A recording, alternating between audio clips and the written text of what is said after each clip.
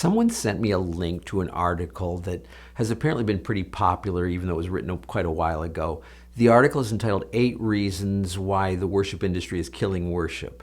I'll put a link in the description on YouTube. And you might want to read the article because otherwise some of my answers or responses might seem a little cryptic if you don't know what he's really talking about. But it was frustrating enough of an article that I wanted to offer some thoughts. And so first, before I actually get into the specific points, I think there's a flaw in the basic premise of the article. The author seems to indicate that there is some sort of, some nefarious, nebulous blob out there somewhere called the worship industry. Later in the article, he refers to it as the worship machine.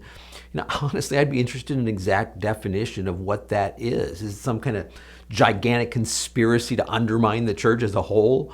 I personally know some of the best and most prolific Christian songwriters and musicians, people whose songs are used worldwide.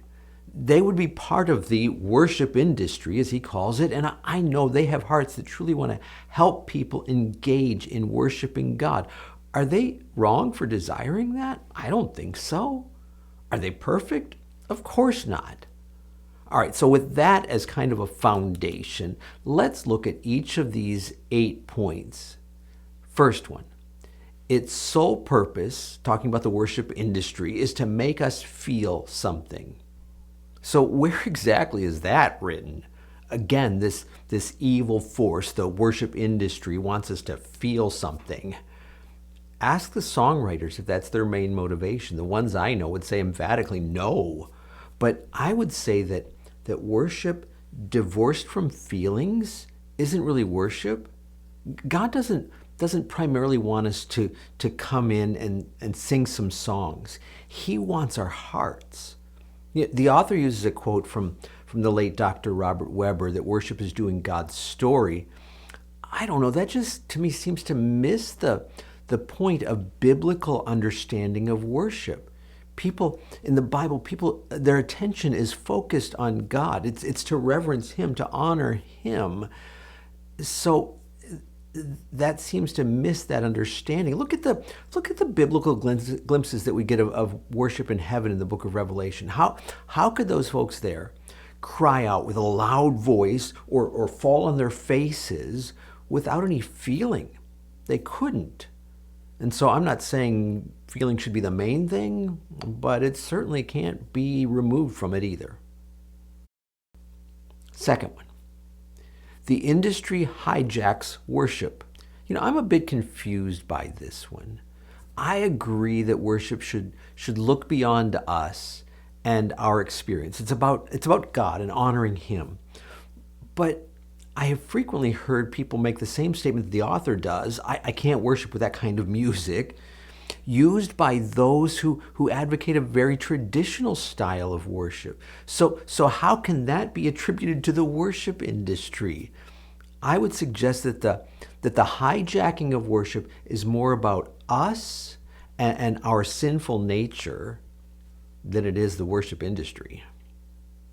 Number 3, it says that music is worship. Again, none of the songwriters or musicians that I know would even come close to making that statement.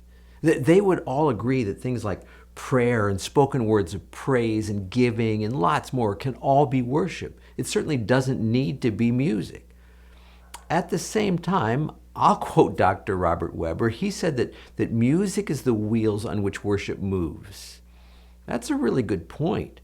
Songs help us express words that we wouldn't otherwise say. And I think that can be a really, really good thing. Number 4, it's a derivative of mainstream commercial music. It may be influenced by music that's popular in the culture, but that's very different from it being a derivative. To say that worship music is a derivative of mainstream commercial music would be the same as saying that preaching is a derivative of speech making. There may be similarities. Some people might even use some of the same mannerisms and practical thought processes. There may be even those who use some of the same tools like a dictionary or a thesaurus.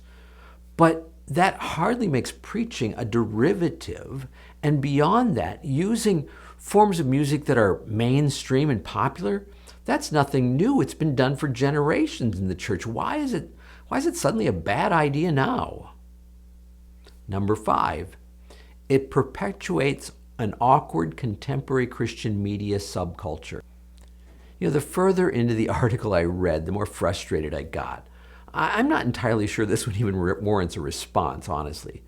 So because the author can point out a really good mainstream Christian movie and a couple of less than stellar ones that are made by Christian movie producers, that proves the point? I don't think so. There are only a handful of today's secular songs that are going to be remembered as classics 50 years from now. The same is true with Christian songs, even worship songs. That doesn't somehow make the whole idea of writing worship songs or even writing songs in general wrong. Number 6, it spreads bad theology. Finally, a point that I can guardedly agree with. I've said this for years. I personally think there are too many current Christian songs that have words that don't reflect sound theology. But here's the deal. We can't just stop with the statement that it spreads bad theology, because it also spreads good theology. There are lots of really biblically solid worship songs being sung around the world today because of the worship industry. So the point is that we don't just throw out the industry because some have poor theology. We'd also have to throw out preaching if that was the case. So instead, I think we need to be vigilant to be sure that the songs that we sing, regardless of where they're from, who they're from, when they were written, today or a long time ago, to make sure that they're theologically sound. Number 7, it creates worship superstars. I'm going to be really candid here. I find it frustrating that the author of this article makes blanket statements but offers no remedies. So based on this premise, think about it. We shouldn't have any more preaching because Billy Graham, John Piper, John MacArthur, Chuck Swindoll, name your favorite, are too famous. Maybe that's not a good premise. Last one, number 8. It's made music into a substitute Eucharist. Although I see the point, I think we're comparing apples to oranges here.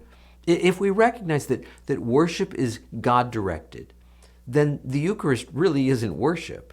And don't misunderstand. It may, like preaching, cause us to worship. It's frequently provoked me to worship God by remembering what He has done for me.